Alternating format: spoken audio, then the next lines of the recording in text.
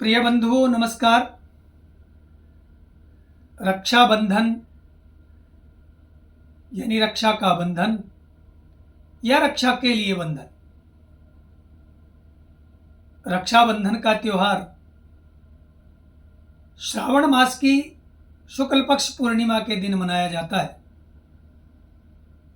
आधुनिक भारतीय परंपरा में यह भाई बहन के प्रेम और पवित्र संबंधों को दर्शाता है। लेकिन यह त्योहार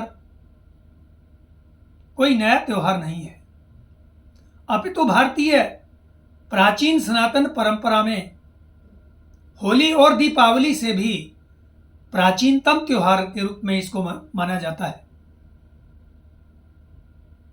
अति प्राचीन काल से गुरुकुलों में जब नए ब्रह्मचारी नए बच्चे प्रवेश लेते थे तो श्रावणी उपाक्रम के रूप में गुरुजी उन सब बच्चों को यज्ञोपवीत देते थे,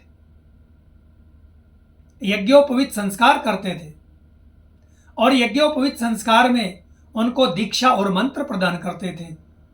और उस समय पर अपनी गुरुकुलीय पद्धति के अनुसार या गुरु परंपरा के अनुसार उनको दीक्षा दी जाती थी और रक्षा सूत्र बांधा जाता था।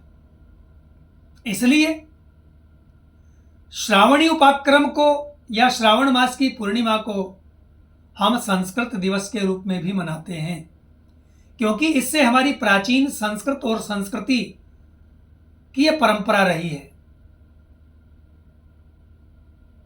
ये रक्षाबंधन न केवल भाई बहन अपितु भारतीय परंपरा में पति पत्नी,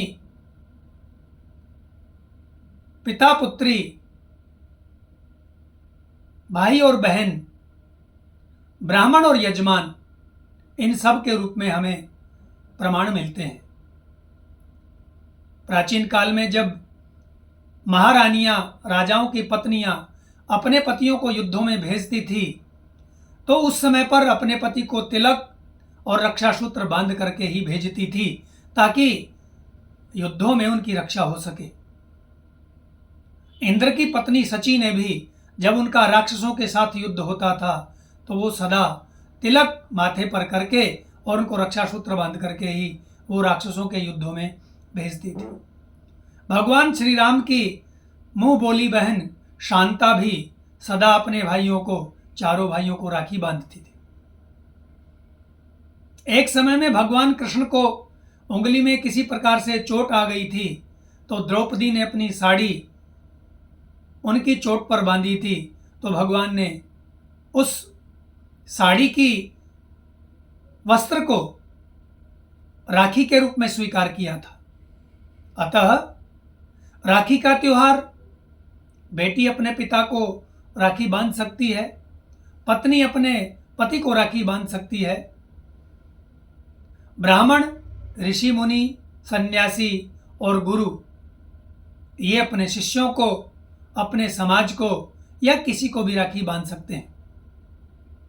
लेकिन हुमायूं और कर्मवती से लेकर यह रिश्ता केवल और भाई बहन तक सिमट गया है। ये परम पवित्र रिश्ता है। ये जीवन को सुरक्षा प्रदान करने वाला त्योहार है।